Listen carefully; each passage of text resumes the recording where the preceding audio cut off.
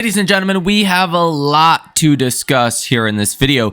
As I talked about in the video earlier today, in the video put out on the Tesla X account of the new Model Y, shows a vehicle in the background that's covered up. And a lot of people are speculating that a announcement for the Model 2, the announcement for the event, the showcasing event for that vehicle could be announced soon, potentially as early as this upcoming week. Now, we have a lot of big catalysts that we know definitively are coming, like a testimonial from Jerome Powell in front of the Senate on Tuesday, and on Wednesday, we get another day of that testimonial, but we also get our CPI report, followed by Friday's retail sales report, and actually another jam-packed week for earnings. Specifically, in this upcoming week, I think Tesla stock could do very well. Now, I know, call me crazy, the stock's been beaten down so far this year. It's down over 20%. Like, yeah, it has not been good, but to a certain extent, you get so negative, or the people at large get so negative, that it doesn't take a lot to move the stock in the upwards direction. A positive CPI report could do that, and likely will do that. Now, over this weekend as well, you have had Elon Musk that has confirmed he is no longer interested, or really was never interested, in buying TikTok. And I think that has been a big drag on the stock because it has created more unnecessary uncertainty. We will get into all of this and much more in depth in this video. But first, did you know only about 50% of you guys are subscribed to the channel? If you find value from this channel, if you like the unique perspective provided to you each and every single day, well, consider hitting that subscribe button. Considering that over the past year, let's just think about this. Over the past year, you had a 7% correction in spring of 2024, following 3 months of hotter than expected inflation and a weakening economy. Really fears of that double dip kind of inflation spike. It never materialized. Inflation started to fall off a cliff after those hotter than expected first 3 months. But you had that situation. You had the yen carry trade blow up, where the NASDAQ was down 6% to start the trading day on August 5th. You did recover. You were only down like 3% to end that day. Overall, that was a 10% peak to trough correction. So you had that event as well in the past year. And you had Nvidia fall 17% in a single day. At one point was down over 20%, losing $600 billion in market cap value. And people thought the AI trade was, quote unquote, over with, or severely damaged. In fact, what if I told you that we are now more bearish right now than we were in any of those other instances? You would say there is no possible way. No possible way. But in fact, that's where we are. As of last week, you had 42.9% of investors who are bearish. That is a 1-year bearish high. A 1-year bearish high. It almost sounds like it's not real, because why are people that negative versus other instances in the past year? And that's where I think this ultimately turns out to be an opportunity for savvy investors. Now, Seth Golden writes on X, rarely are hedge funds found increasing market exposure to this degree at this time of the year. But man alive. Down week for markets, and hedge funds bought every single day last week. Now, again, we are expected to hear news on reciprocal tariffs tomorrow or on Tuesday. Now, that could be delayed to further in the week, but overall, I think the fear of that at this point is going to be, far worse than the actual reality. And I think that could be a buying opportunity, because I don't think China is going to be tariffed again. I don't think the markets are really going to care too much for a 10% European tariff. Okay, maybe I'm wrong, okay, but that's just my opinion. I think the big market moving events this week will be within the data and the Fed. Now, starting off on Monday, because let's go in chronological order. Monday is before Tuesday. Monday, you have consumer inflation expectations, expecting those to tick up a little bit. Now, keep in mind, the Michigan Consumer Sentiment Survey on Friday showed 1-year inflation expectations that skyrocketed.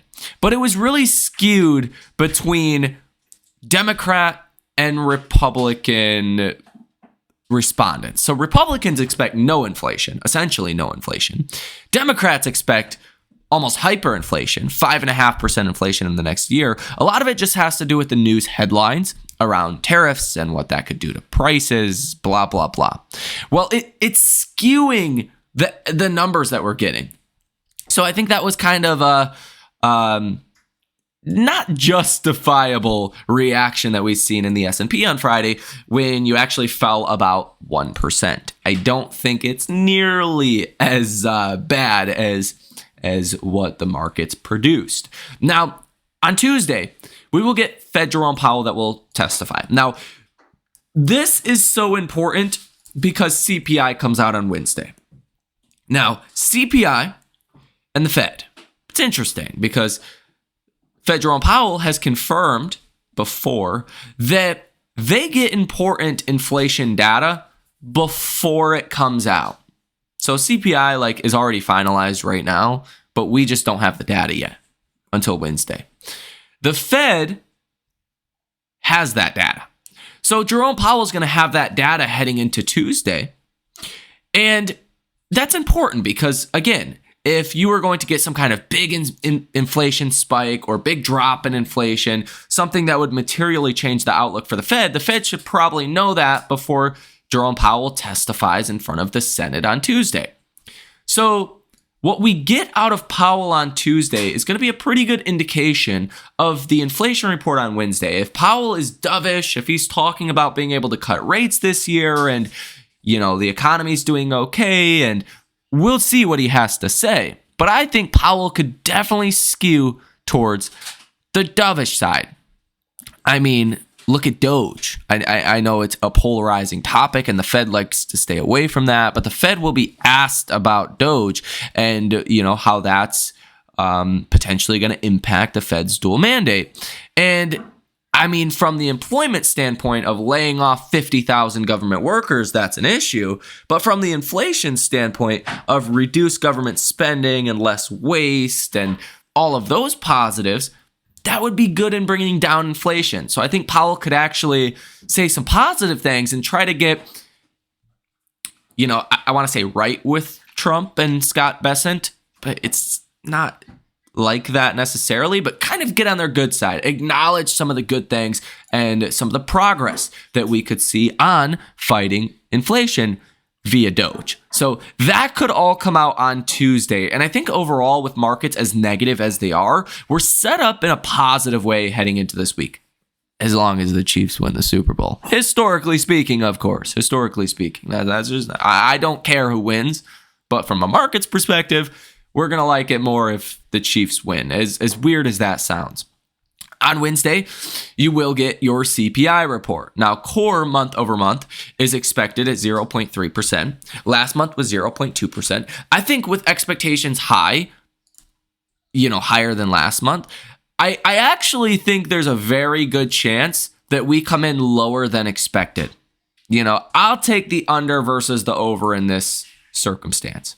And I think that is positive, although I can't quantify exactly what the number is going to be. It just makes sense that inflation is continuing to decline. I mean, you're not really seeing inflationary pressures out there. It even seems like insurance pressures have started to abate at least a bit. Shelter has just went negative for the first time since Q2 of 2010. That's a very solid sign that shelter inflation is continuing to fall in the way that the government calculates inflation in shelter, which is homeowner equivalent rents. I could make a whole video ranting about that, why it's not the best way to calculate inflation, but it doesn't matter. We should make progress on inflation coming Wednesday.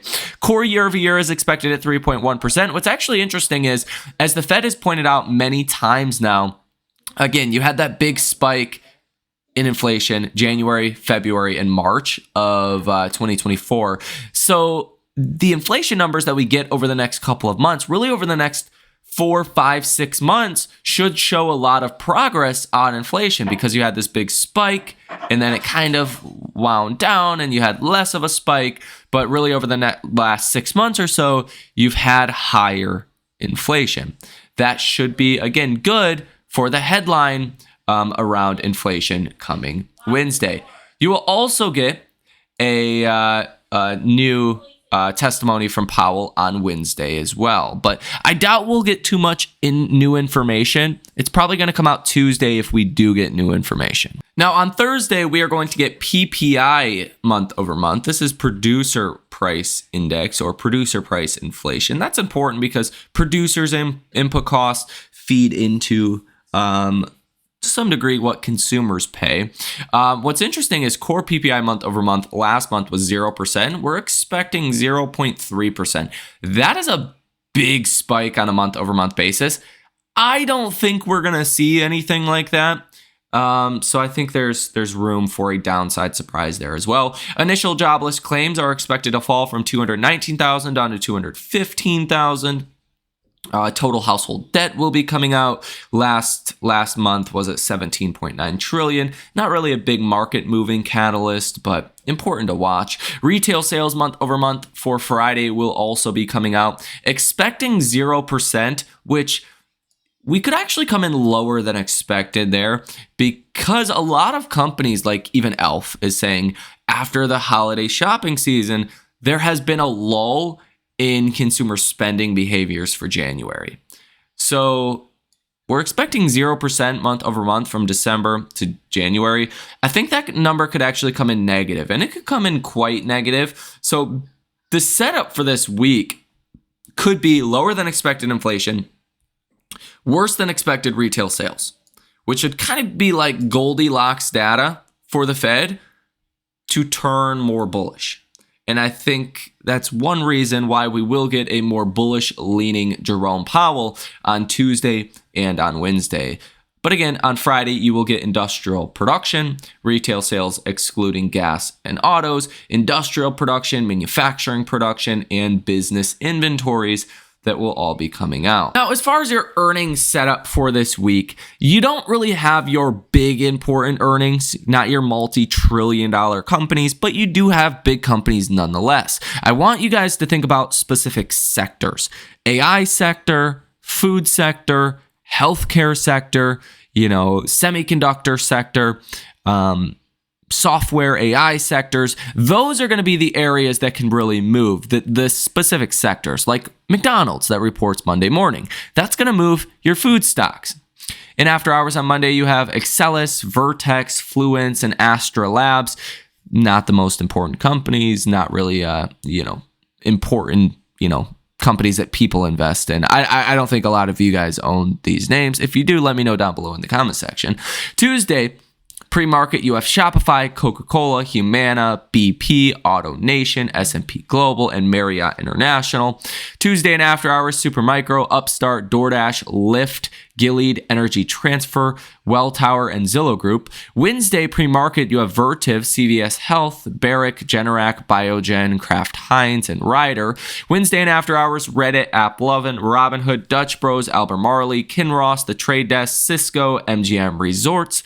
Thursday pre-market, Datadog, CyberArk, John Deere, Crocs, Duke Energy, Sony, and GE Healthcare. Thursday and after hours, Coinbase, Twilio, DraftKings, Applied Materials, Airbnb, Palo Alto, Roku, Wynn, and Republic Services. And then Friday pre-market, Moderna, Enbridge, AMC Networks, and others. When you also take a look at 10-year Treasury yields, they have retreated from the highs of about 4.8%. Now, this was right before the inauguration that you hit these highs.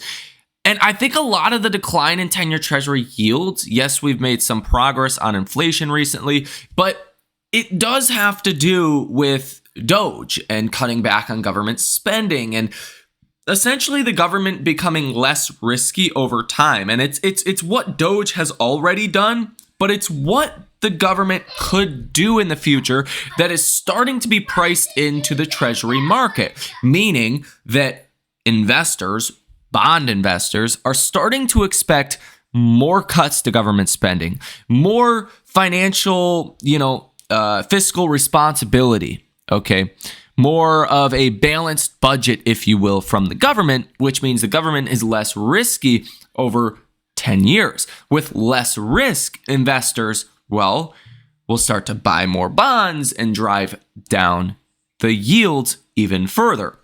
And I think Jerome Powell on Wednesday, I think Jerome Powell on Tuesday, CPI on Wednesday will likely also do this. So I think a drop in 10-year Treasury yields is likely coming in this week, which will be bullish for markets. And I really think a broadening of markets is likely coming. I think small caps, I think industrials, cyclicals, again, AI software, AI appliers.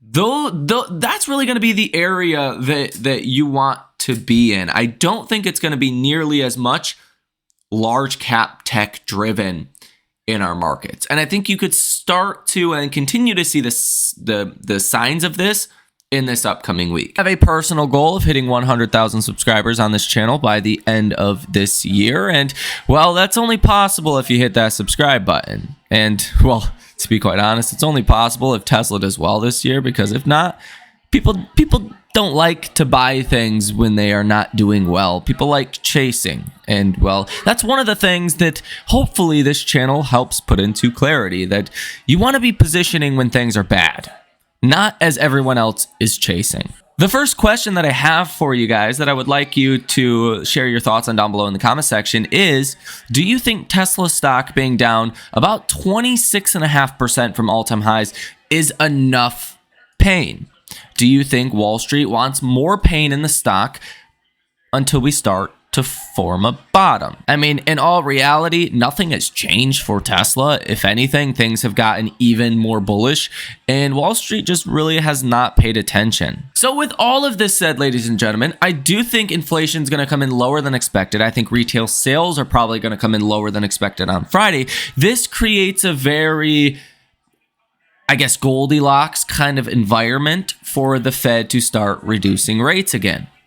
Okay, lower inflation, obviously good, but weaker economic data, although not recessionary, is that Goldilocks kind of outcome. And I think there is some pressure on Fed Jerome Powell to be bullish, to help Scott Bessent and Doge and Trump in their efforts to bring down 10-year Treasury yields. Last week, Scott Bessent, the Treasury Secretary, basically advised Trump that bullying Powell is not going to cause interest rates to fall, right? Bullying Powell into cutting rates is probably going to continue to work opposites towards what Trump and the government really want, which is lower interest rates. Doge is the biggest driving force right now, I believe, that is moving 10-year Treasury yields lower until we get the CPI report on Wednesday. That's going to be a huge catalyst to push yields lower. But right now, it's about the government being more efficient, being a safer investment vehicle. See, yield is derived from risk. So anytime you see a company's dividend, you can pretty much tell how risky the company is. If the dividend is 4 to 5%, that's probably a pretty sound business. There's going to be some risks, but it's pretty sound. Once you start pushing like 7, 8+%, then you got to start asking yourself, is this business risky? Is the dividend at risk of being cut? Those are the kind of questions that get brought up. With a super low yielding company like a 1% dividend, you could pretty much assume it's more of a growth company versus a dividend payer. The dividend's just, an added little bonus. Well, as government treasury yields have risen from 3.5% to 4.5% recently on fears of a larger deficit and more government spending, well, that has created the U.S. government essentially risk outlook to become more risky.